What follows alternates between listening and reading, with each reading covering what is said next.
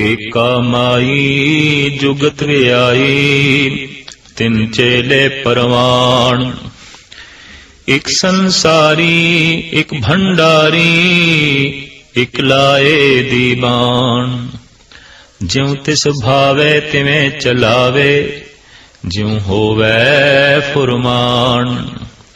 ਉਹ ਵੇਖੈ ਉਨਾ ਨਦਰ ਨ ਆਵੇ, ਬਹੁਤਾ ਏਉ ਵਿਡਾਣ। ਆਦੇਸ ਤਿਸੇ ਆਦੇਸ, ਆਦ ਅਨੀਲ ਅਨਾਦ ਅਨਾਹਤ, ਜੁਗ ਜੁਗ ਏਕੋ ਏਸ।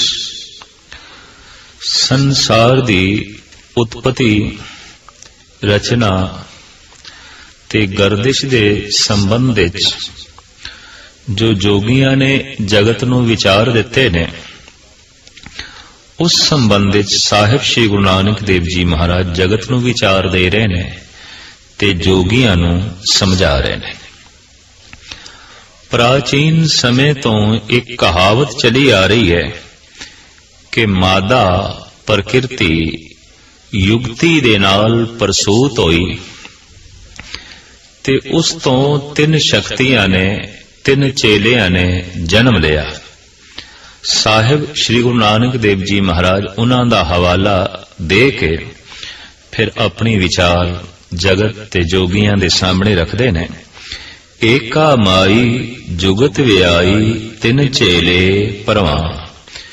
ਜੁਗਤੀ ਦੇ ਨਾਲ ਵਿਆਹੀ ਪ੍ਰਸੂਤ ਹੋਈ ਇਹ ਮਾਇਆ, ਇਹ ਮਾਦਾ, ਇਹ ਪ੍ਰਕਿਰਤੀ, ਤੇ ਫਿਰ ਬਣੇ ਤਿੰਨ ਚੇਲੇ ਪਰਵਾਣ।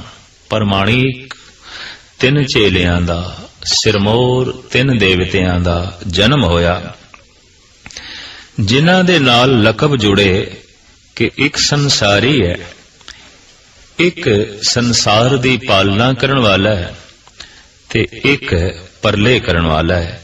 ਇੱਕ ਸੰਸਾਰੀ, ਇੱਕ ਭੰਡਾਰੀ, ਇੱਕ ਲਾਏ ਦੀਵਾਨ। ਇੱਥੇ ਤੱਕ ਵਿਚਾਰ ਜਗਤ ਦੀ ਹੈ, ਜੋਗੀਆਂ ਦੀ ਹੈ, ਸੰਸਾਰ ਦੀ ਹੈ। ਔਰ ਇਸ ਸੰਸਾਰ ਦੀ ਵਿਚਾਰ ਨੂੰ ਸਾਹਮਣੇ ਰੱਖ ਕੇ ਮੇਰੇ ਪਾਤਸ਼ਾਹ ਫਿਰ ਆਪਣੀ ਵਿਚਾਰ, ਆਪਣੇ ਖਿਆਲ, ਆਪਣਾ ਜਵਾਬ ਜਗਤ ਤੇ ਜੋਗੀਆਂ ਦੇ ਸਾਹਮਣੇ ਰੱਖਦੇ ਨੇ।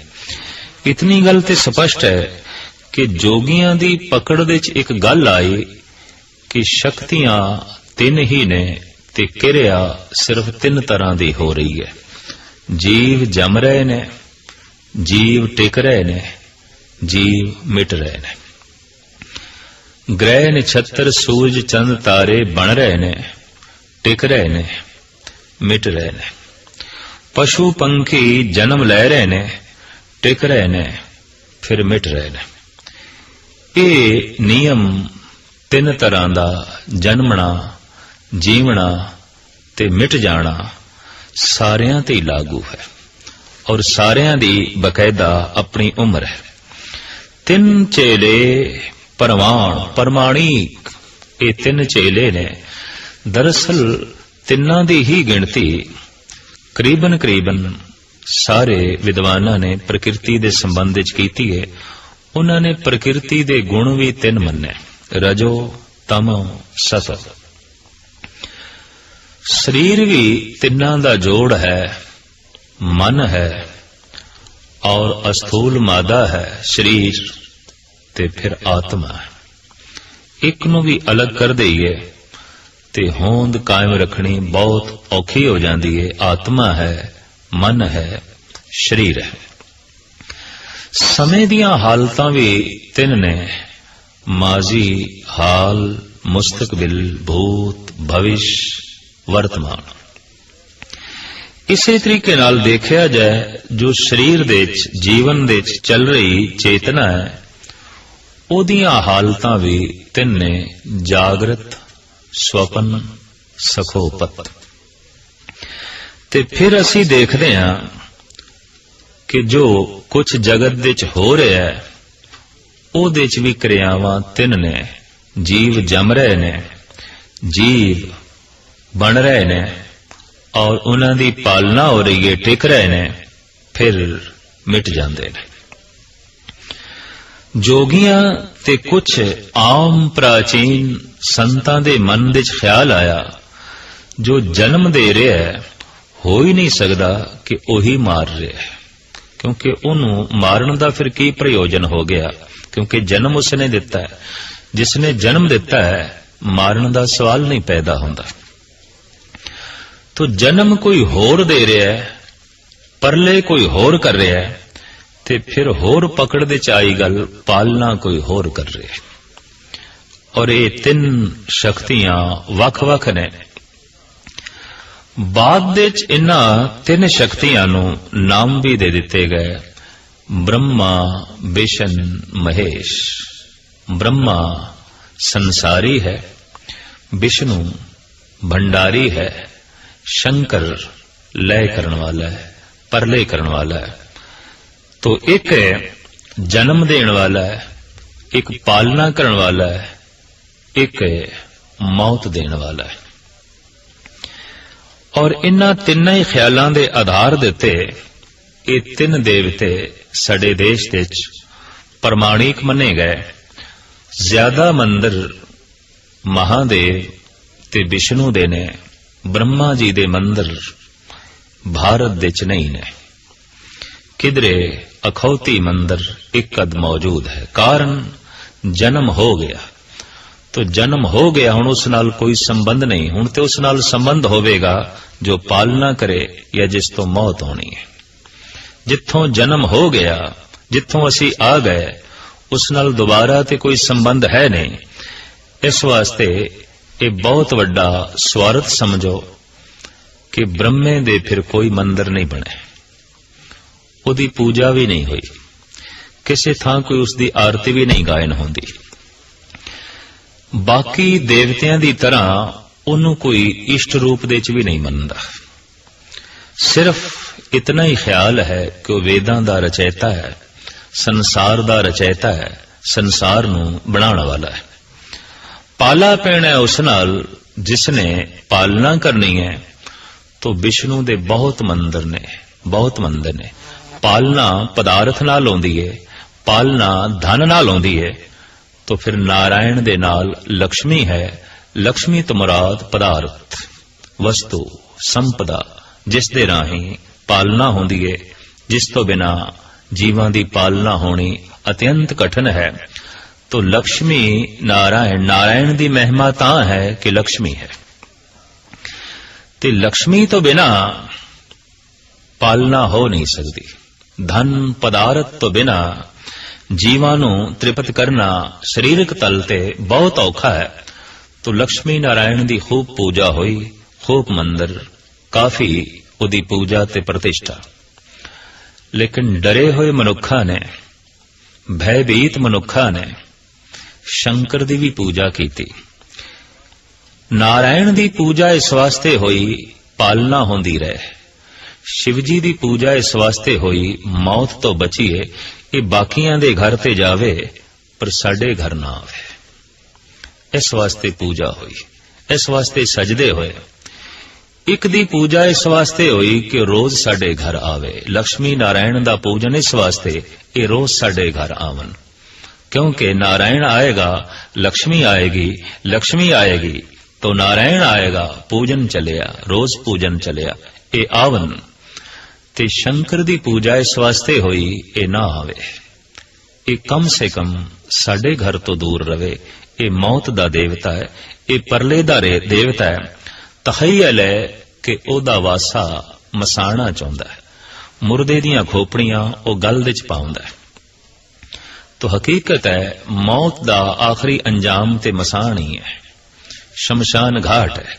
शंकर दे आले दुआले जो प्रतीक कट्ठे कीते गए सारे दे सारे मौत दे, और विष्णु जी दे आले दुआले जिन्ने प्रतीक कट्ठे कीते गए वो जीवन दे ने। कमल फुल है, सोने दियां मोहरां अगों पईयां ने थाले दे। हाथी फुआर कर रहा है, बरखा कर रहा है, लक्ष्मी नाल खड़ी है, और कोई भगत जन बैठा है बीणा छेड़ रहा है, एक तारा छेड़ रहा है। ये सब जीवन दे प्रतीक ने, जिंदगी दे प्रतीक ने। पर बैठे ने महादेव, ਖਾਮੋਸ਼, ਅੱਖਾਂ ਵੀ ਮੂੰਦ ਕੇ ਬੈਠੇ ਨੇ, ਚੁੱਪ ਬੈਠੇ ਨੇ, ਬੇਰੌਣਕੀ ਹੈ, ਤਨ ਤੇ ਸੁਆਹ ਮਲੀ ਹੋਈ ਹੈ। ਔਰ ਇਹ ਪ੍ਰਤੀਕ ਹੈ ਕਿ ਤਨ ਨੇ ਆਖਿਰ ਸੁਆਹ ਹੀ ਹੋ ਜਾਣਾ ਹੈ, ਰਾਖ ਹੀ ਹੋ ਜਾਣਾ ਹੈ। ਇਹ ਪ੍ਰਤੀਕ ਨੇ, ਇੱਕ ਮੌਤ ਦਾ ਪ੍ਰਤੀਕ, ਇੱਕ ਜੀਵਨ ਦਾ। ਇੱਕ ਜੀਵਨ ਦਾ ਇਸ਼ਾਰਾ ਕਰ ਰਿਹਾ ਹੈ, ਇੱਕ ਮੌਤ ਦਾ। ਜਦ ਇਸ ਢੰਗ ਦੇ ਨਾਲ ਛਾਪੇ ਖਾਨੇ ਨਹੀਂ ਸਨ, ਕਿਤਾਬਾਂ ਨਹੀਂ ਸਨ, ਲਿਖਾਈ ਪੜਾਈ ਨਹੀਂ ਸੀ, ਤਾਂ ਮਨੁੱਖਾਂ ਦੀ ਦੁਨੀਆ 'ਚ ਚਲਦੀ ਸੀ ਇਸ਼ਾਰਿਆਂ ਦੀ ਭਾਸ਼ਾ।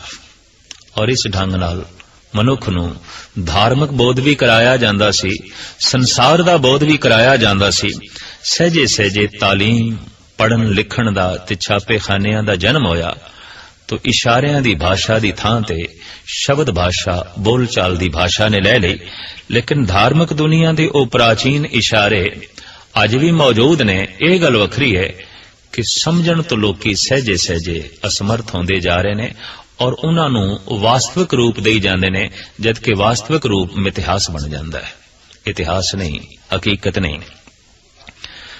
तो साहिब श्री गुरु नानक देव जी महाराज फरमान कर रहे ने, आम प्राचीन जगत दी ये प्रथा है कि ये प्रकृति, ये मादा युगति दे नाल प्रसूत होई। इस तो तीन चेले बने, ब्रह्मा, विष्णु ते महेश, जो प्रमाणिक ने। 33 करोड़ देवते दे ये तीन प्रमाणिक ने, सिरमौर ने। ते साहिब कहंदे ने एक नूं संसारी होण दा लकब दे दिता गया। संसारी होण तो मुराद सिर्फ संसार दी रचना ही की थी, जो रचयिता है, पालनहार नहीं है। इस ढंग नाल साहिब श्री गुरु नानक देव जी महाराज की दृष्टि तिन्ने ही अधूरे हो जाते हैं, क्योंकि जो रचना कर सकता है वो पालना नहीं कर सकता, जो पालना कर रहा है वो मौत नहीं कर सकता, और जो मौत कर रहा है वो सिरजना नहीं कर सकता। ये तीन एक एक शक्ति। साहिब श्री गुरु नानक देव जी महाराज कहते नहीं, हकीकत यह है जितों उत्पत्ति हो रही है पालना भी उस तो हो रही है, और जिस तो पालना हो रही है नाश भी उस तो हो रहा है। पर जे इत्थे सवाल खड़ा हो जाए कि जिस तो उत्पत्ति हो रही है मौत भी उस तो हो रही है, गल समझ दे च नहीं आउंदी। क्योंकि जिहड़ा बनाएगा वो मिटाएगा क्यों, और जिन्हें मिटाना ही है वो पालना क्यों करेगा। तो इहदे वास्ते गुरबाणी दा एक बड़ा सुंदर जवाब है कि ये परमात्मा दा कोई मुद्दा ते मकसद नहीं है, उसका एक खेल है। शौक दे नाल दरिया दे कंढे ते बच्चे अपने घर बनांदे ने, और जितनी शौक नाल बनांदे ने, जितने हस के बनांदे ने, उतनी हस के तोड़ देंदे ने। बनाण लगिया जो हासा मौजूद है, तोड़ लगिया भी वो खिलखिलाहट मौजूद है। जिहड़ी प्रसन्नता बनाण लगिया है, तोड़न लगिया भी वही प्रसन्नता है। और जितनी लगन ते मेहनत दे नाल बनाया है, उतने ही चाव मल्हार ते लगन नाल तोड़ देता है। क्या प्रयोजन है इस बच्चे का? अगर प्रयोजन होंदा, कोई मुद्दा होंदा, मकसद होंदा, तो तोड़न लगिया इसने रोना सी, तड़पना सी, बेजार होना सी। नहीं, ये उसका खेल है। तो साहिब कहते आवन जान एक खेल बनाया, आज्ञाकारी कीनी माया। जगत विच आवना ते जावना परमात्मा दा एक खेल है, मकसद नहीं। जिस कम दे पिछे कुछ मकसद रख लईए उत्थे तनाव खड़ा हो जाता है। क्यों तनाव इस गल दा खड़ा हो जाता है, हुण मकसद दी पूर्ति होवेगी कि नहीं, क्योंकि मकसद रखे। ते जिसने जिस कम दे लई कुछ मकसद रखे, इहदा मतलब है उसने किधरे पहुंचना है। ते किधरे पहुंचना इस गल दा सबूत है जे रस्ते च है, अजे मंजिले मकसूद ते नहीं। ते परमात्मा दा भी कोई मकसद है, उसने भी किधरे पहुंचना है। ये ते फिर अधूरा हो गया, ये ते फिर अपने घर दे च नहीं है। अगर उसने भी कोई मुद्दा रखे है, मकसद रखे है, स्पष्ट गल है। जैसे जैसे मनुख जिस काम दे नाल मकसद जोड़दा है, तनाव ते खड़ा हो जाता है। हुण मकसद दी पूर्ति होवे तां ही मैनूं सफलता मिलेगी, तां ही मैं अगे वध सकांगा। ते जे मकसद दी पूर्ति ना होवे ते मायूसी आउंदी है, उपरामता आउंदी है। और अजे मकसद दूर है, अजे प्रयोजन दूर है, मुद्दा मंजिल दूर है, लेकिन तनाव पहले ही खड़ा हो जाता है कि सफलता मिलेगी कि नहीं, मैं पहुंच सकांगा कि नहीं, मेरा पहुंचना ही मेरी सफलता है। ते जे परमात्मा दा ये सब कुछ करना भी किधरे पहुंचना है तो इतनी गल स्पष्ट होएगी, परमात्मा को अजे सफलता नहीं है और वो भी दुबदा च पिया कि मैं सफल होवांगा कि नहीं। तो साहिब गुरु अर्जन देव जी कहते नहीं, जगत दी रचना दे संबंध विच उसदा कोई मकसद नहीं, उसदा कोई मुद्दा नहीं, ये उसदी एक लीला है, ये उसदा एक खेल है। आवन जान एक खेल बनाया, आ गया कारी कीनी माया। मुद्दा नहीं है उसदा, कोई मकसद नहीं है, लेकिन बनाई जा रहा है। इस वास्ते परमात्मा दी दुनिया तनाव नहीं है, खिंचाव नहीं है। वो जिथे है अपने टिकाने ते, वो जिथे है प्रसन्न है, आनंद है, खुशी दे च है, खेड़े दे च है। साहिब श्री गुरु गोबिंद सिंह जी महाराज दा बड़ा मधुर कलाम कि मैं हूं परम पुरख को दासा, देखन आयो जगत तमाशा। ये जगत एक तमाशा है ते मैं इस तमाशे नूं वेखण वास्ते आया। दरअसल जो तमाशा वेखदा है वो ते प्रसन्न रहिंदा है, पर जो तमाशा बन जाता है वो लोकां दी नज़रां 'च गिर जाता है, दुखी हो जाता है, बेजार हो जाता है। और गुरु गोबिंद सिंह जी महाराज दे ए वाक कह रहे ने, ऐ बंदे तमाशा वेख, तमाशा ना बना। कई बंदे तमाशा ही बन गए ने, उन्हां दा जीवना और रोजमर्रा दी तर्जे जिंदगी तमाशा बनी हुई है और लोकी वेख वेख के खुश होंदे ने। जिन्हां नूं वेख वेख के दूजियां नूं प्रसन्नता मिले, समझ लो बंदा ते तमाशा बन गया, एक खेड बन गया। लड़ रहे ने घर दे च, पड़ोसियां नूं स्वाद आ रहा है, रस आ रहा है, हाथापाई कर रहे ने, गाली गलोच कर रहे ने, एक दूजे दे केस पुट रहे ने, एक दूजे नूं जख्मी कर रहे ने। हजारां दी भीड़ इकट्ठी हो गई है तो हजारां लई तो तमाशा बन गए। साहिब कहने नहीं, ऐ बंदे जगत दे जो कुछ हो रहा है ये तमाशा है, और इस तमाशे नूं तू वेखण वाला बन, न कि तू खुद तमाशा बन। और भगत जना तो बाद कुछ दार्शनिक अजीम चिंतक जो जीवन दे गहरे तल विच झात मार सके, ये गल वखरी है कि जीवन दे गहरे तल विच जा ते नहीं सके, लेकिन झात मार सके ने। जो पहुंच गए ने जीवन दे गहरे तल विच, वो ते संत ने, भगत ने, पर जो झात मार सके ने वो दार्शनिक ने, महान दार्शनिक। तो ये दो श्रेणियां जगत विच महान ने। जो जीवन दे गहरे तल विच चले गए ये ते महान ने, पर जिन्हां ने झात मार के गहरा तल वेख लिया वो भी घट ने, वो भी महान ने। तो इस तरह की गहराई विच झाती मारी है उर्दू दे प्रसिद्ध शायर मिर्जा गालिब ने। वो कहंदा है, बाजी चाहे इतफाल है दुनिया मेरे आगे। ये सारी दुनिया मानिंद तिफल एक खेल है मेरे सामने, बच्चे दा खेल, तिफल बच्चा। अजीबो गरीब जो कुछ जगत विच हो रहा है ये सब कुछ मेरे लिए बच्चियां दे खेल तो ज्यादा कुछ नहीं है। और फिर अगां चल के कहंदा है, होता है शबो रोज तमाशा मेरे आगे। दिन ते रात ये तमाशा मेरे सामने हो रहा है। ये गल वखरी है कि रात दा तमाशा कुछ हो रहा है, दिन दा तमाशा कुछ हो रहा है, पर मैं देख रहा दिन दे तमाशे भी, रात दे तमाशे भी। फिर कहंदा एक खेल है औरंगे सुलेमा मेरे नजदीक, एक बात है अज्जाज मसीहा मेरे आगे। तख्ते सुलेमानी ये भी एक बच्चियां दा खेल है।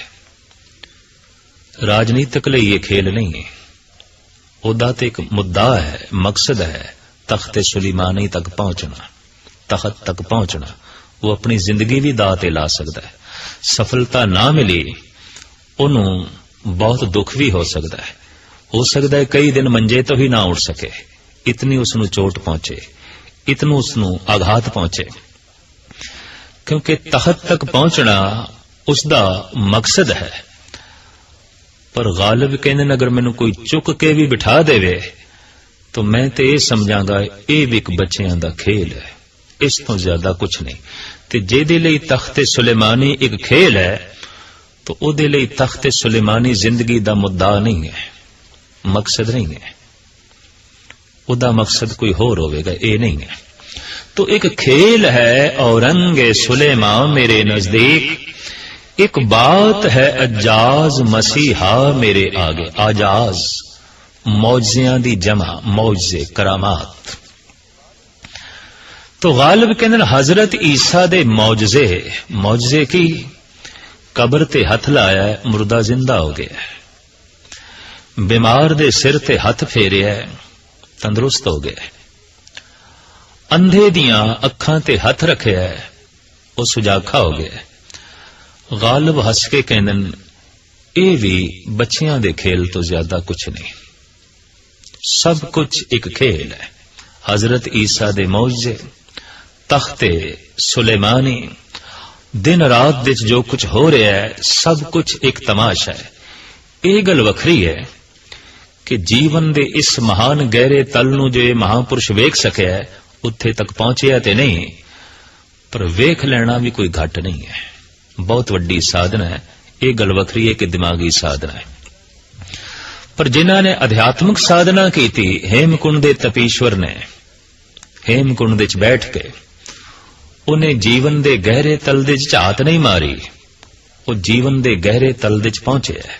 उस ठिकाने ते पहुंच के कह रहा है, मैं हूं परम पुरख को दासा, देखन आयो जगत तमाशा। मैं तमाशा वेखण वास्ते आया, मैं तमाशा खुद नहीं आ। अगर वो तमाशा खुद होंदे ते जद 4 बच्चे शहीद होए ते रोंदे, ते जगत ते रोंदे आया नूं वेख के हसदा, कदी रोंदे आया नूं वेख के रोंदा नहीं है। इस वास्ते आम कहावत है, तुसी हसोगे जगत नाल हसेगा, पर जद तुसी रोवोगे जगत रोण नूं तैयार नहीं होवेगा। रोने दी कौन सांझ पांदा है? हासे दी सांझ पांदा है। जीवन दी सारी सांझ पांदे ने, मौत दी कौन सांझ पावेगा? नफे दी सारी सांझ पांदे ने, नुकसान दी कौन सांझ पावेगा? सारे रिश्ते सुख दे ने, दुख दी रिश्तेदारी कौन जोड़ेगा? साहिब गुरु तेग बहादुर साहब जी महाराज दा फैसला, सुख में बहु संगी भय, दुख में संग न कोय, कहो नानक सुन रे मना, अंत सहाई होए। हरि दा भजन कर हे मन, कहो नानक हर भज मना, अंत सहाई होए। जगत ते सुख दा संगी है, इतना वड्डा संगी है कि सुख में आन मिलत बहु बैठत, रहत चहूं दिस गेरे। बहुत लंबी चौड़ी जड़ी भीड़ है तेरे आले दुआले, किधरे ए ना समझ नहीं कि मेरे संगी साथी ने। गुरु तेग बहादुर साहब जी कहते नहीं, सब सुख दे साथी ने। और जिस दिन तू देखेगा कि तेरी झोली च सुख नहीं रहे, तू चिराग लेके भी ना संगियां साथियां नू ढूंढेगा, नहीं लभने। एक किसे पासे मिलने नहीं। सारा शोर शराबा, सारी भीड़, सारा वर्तन वलेवा, सारा संबंध सुखदा है। सुख में आन मिलत बहु बैठत, रहत चहूं दिस गहरे। तो साहिब गुरु गोबिंद सिंह जी महाराज, बच्चे शहीद हो गए, पिता शहीद हो गए, ते आप दावे नाल कहंदन, चाहा शुद्ध के चूं बच्चे गां कुश्ताचार, के बाकी बमान दस्त पेची दा मार, चे मर्दी के अहगर खामोशां कुनी, के आतिश दा मारा फिरोजां कुनी। की होया कि बलदे हुए भांबणा दे चों 4 चिंगारियां बुझ गईयां। ये सब कुछ उन्हां लई एक तमाशा है। तो साहिब श्री गुरु नानक देव जी महाराज दा फरमान कि प्रचलित गाथा ते ए है, और खास करके योगियां दे प्रचार दे ए खास गल आई कि ए मादा, ए माया जुगती नाल प्रसूत होई, विआई, और उस तो 3 प्रमाणिक चेलियां ने जन्म लिया, जिहदे च एक संसारी है, एक भंडारी है, और एक लय करने वाला है, एक परले करने वाला है। पर हकीकत की है, साहिब कहने ज्यों तिस भावे तिवें चलावे, ज्यों होवे फुरमान। हकीकत यह है कि परमात्मा जिवें चाहता है ਤਿਵੇਂ ਆਪਣੀ ਪ੍ਰਕਿਰਤੀ ਨੂੰ ਚਲਾ ਰਿਹਾ ਹੈ। ਜਿਵੇਂ ਉਸ ਦਾ ਹੁਕਮ ਹੈ ਤਿਵੇਂ ਹੀ ਜਗਤ ਦੇ ਵਿੱਚ ਸਭ ਕੁਝ ਜੋ ਹੈ ਹੋ ਰਿਹਾ ਹੈ। ਉਸ ਤੋਂ ਬਿਨਾ ਹੋਰ ਕੁਝ ਨਹੀਂ। ਉਸ ਤੋਂ ਹੀ ਉਤਪਤੀ ਹੋ ਰਹੀ ਹੈ, ਉਸ ਤੋਂ ਹੀ ਪਾਲਣਾ ਹੋ ਰਹੀ ਹੈ, ਉਸ ਤੋਂ ਹੀ ਨਾਸ ਹੋ ਰਿਹਾ ਹੈ, ਕਿਉਂਕਿ ਉਸ ਦਾ ਕੋਈ ਮੁੱਦਾ ਨਹੀਂ। ਉਸ ਲਈ ਇਹ ਸਭ ਕੁਝ ਤਮਾਸ਼ਾ ਹੈ, ਉਸ ਲਈ ਸਭ ਕੁਝ ਇਹ ਖੇਲ ਹੈ। ਇੱਕ ਮਿੱਥ ਹੈ ਬੜੀ ਸੁੰਦਰ ਕਿ ਇੱਕ ਦਫਾ ਸ਼ਿਵ ਜੀ ਨੇ ਪ੍ਰਾਰਥਨਾ ਕੀਤੀ, ਹੈ ਅਕਾਲ ਪੁਰਖ ਕਿ ਤੂੰ ਮੈਨੂੰ ਜਿਹੜੀ ਇਹ ਸੇਵਾ ਬਖਸ਼ੀ ਹੈ ਮੌਤ ਦੀ, ਮੈਂ ਜਿਸ ਘਰ ਵਿੱਚ ਜਾਣਾ ਰੋਣਾ ਪਿੱਟਣਾ ਸ਼ੁਰੂ ਹੋ ਜਾਂਦਾ ਹੈ, ਇਹ ਮੈਨੂੰ ਚੰਗਾ ਨਹੀਂ ਲੱਗਦਾ, ਤੇ ਮੇਰੀ ਸੇਵਾ ਬਦਲ ਦਿੱਤੀ ਜਾਏ। ਜਿਹੜਾ ਕੰਮ ਇੰਦਰ ਨੂੰ ਸੌਂਪਿਆ ਗਿਆ ਹੈ ਬਰਖਾ ਕਰਨ ਦਾ, ਇਹ ਕੰਮ ਮੈਨੂੰ ਦਿੱਤਾ ਜਾਏ। ਤਾਂ ਪ੍ਰਮਾਤਮਾ ਨੇ ਆਖਿਆ, ਸ਼ੰਕਰ ਬਰਖਾ ਕਰਨੀ ਤੇਰੇ ਸੁਭਾਅ ਦੇ ਅਨੁਕੂਲ ਨਹੀਂ, ਮੌਤ ਕਰਨੀ ਤੇਰੇ ਸੁਭਾਅ ਦੇ ਅਨੁਕੂਲ ਹੈ, ਤੇ ਅਸੀਂ ਕੰਮ ਦਿੱਤਾ ਹੈ ਤੈਨੂੰ ਤੇਰੇ ਸੁਭਾਅ ਦੇ ਅਨੁਕੂਲ। ਪਰ ਸ਼ਿਵ ਜੀ ਨੇ ਹਟ ਕੀਤੀ, ਨਹੀਂ, ਜੇ ਬਰਖਾ ਇੰਦਰ ਕਰ ਸਕਦਾ ਹੈ ਤਾਂ ਮੈਂ ਕਿਉਂ ਨਹੀਂ ਕਰ ਸਕਦਾ, ਮੇਰੀ ਝੋਲੀ 'ਚ ਇਹ ਸੇਵਾ ਪਾਈ ਜਾਏ। ਬਹੁਤੇ ਤਰਲੇ ਕਰਕੇ ਹਟ ਕਰਕੇ ਪ੍ਰਮਾਤਮਾ ਨੇ ਇਹ ਸੇਵਾ ਝੋਲੀ 'ਚ ਪਾ ਦਿੱਤੀ। ਅੱਛਾ, ਹੁਣ ਆਇੰਦਾ ਤੋਂ ਬਰਖਾ ਤੂੰ ਕਰੇਗਾ।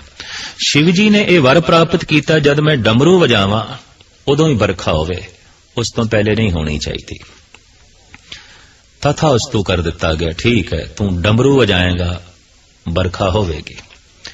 ਮਾਤ ਲੋਕ ਦੇ ਚ ਆਏ ਸ਼ਿਵ ਜੀ, ਮਿਥਿਹਾਸ ਕਿਸਾਨ ਲੋਕ ਹਲ ਚਲਾ ਰਹੇ ਸਨ, ਤਾਂ ਸ਼ਿਵ ਜੀ ਕਹਿਣ ਲਗੇ, ਸੁਣੋ ਹਲ ਨਾ ਚਲਾਓ, ਕਿਉਂ?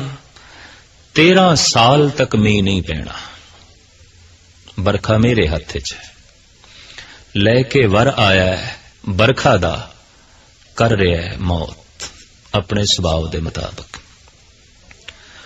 15 ਦਿਨਾਂ ਬਾਅਦ ਜਦ ਫਿਰ ਉੱਥੋਂ ਲੰਘਿਆ ਤੇ ਕਿਸਾਨ ਬੀਜ ਪਏ ਪਾਵਨ, ਤੇ ਸ਼ਿਵ ਜੀ ਗੁੱਸੇ 'ਚ ਆ ਕੇ ਕਹਿਣ ਲੱਗੇ, ਜਦ ਮੈਂ ਕਹਿ ਦਿੱਤਾ ਹੈ 13 ਸਾਲ ਤੱਕ ਮੀਂਹ ਨਹੀਂ ਪੈਣਾ, ਤੇ ਬੀਜ ਕਿਉਂ ਰੋਲ ਰਹੇ ਹੋ ਜ਼ਮੀਨ ਦੇ 'ਚ, ਕਿਉਂ ਨਾਸ ਕਰ ਰਹੇ ਹੋ, ਕਿਉਂ ਆਪਣਾ ਨੁਕਸਾਨ ਕਰ ਰਹੇ ਹੋ?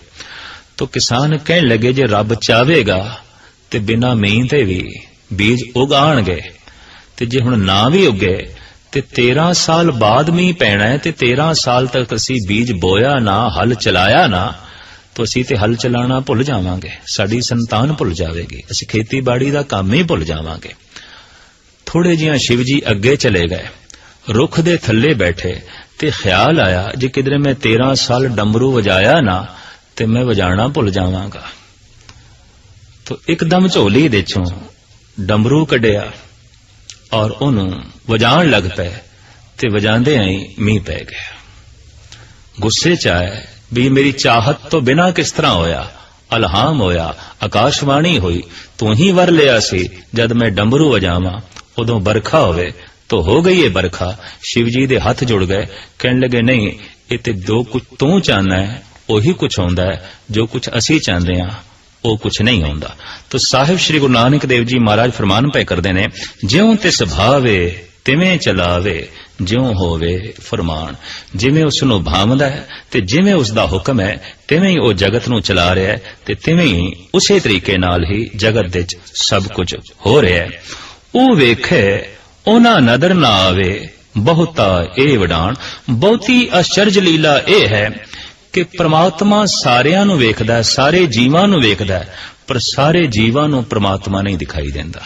ਉਹ ਵੇਖ ਰਿਹਾ ਹੈ ਲੇਕਿਨ ਜੀਵਾਂ ਨੂੰ ਉਹ ਨਹੀਂ ਦਿਖਾਈ ਦੇ ਰਿਹਾ। ਮਹਾਰਾਜ ਕਹਿੰਦੇ ਮੇਰੀ ਦ੍ਰਿਸ਼ਟੀ ਸਭ ਤੋਂ ਵੱਡਾ ਵਿਡਾਣ ਹੈਰਾਨ ਕੁਣ ਖੇਲ ਜਿਹੜਾ ਹੈ ਉਹ ਇਹੀ ਹੈ ਕਿ ਉਹ ਹਰ ਇੱਕ ਦੇ ਉੱਤੇ ਨਿਗਾਹ ਰੱਖੀ ਬੈਠਾ ਹੈ, ਲੇਕਿਨ ਕਿਸੇ ਜੀਵ ਦੀ ਨਿਗਾਹ ਦੇ ਸਾਹਮਣੇ ਪ੍ਰਮਾਤਮਾ ਨਹੀਂ, ਅਕਾਲ ਪੁਰਖ ਨਹੀਂ। ਆਦੇਸ਼ ਤਿਸੇ ਆਦੇਸ਼, ਆਦੇਸ਼ ਹੈ, ਸਜਦਾ ਹੈ ਉਸ ਨੂੰ, ਕਿਸ ਨੂੰ?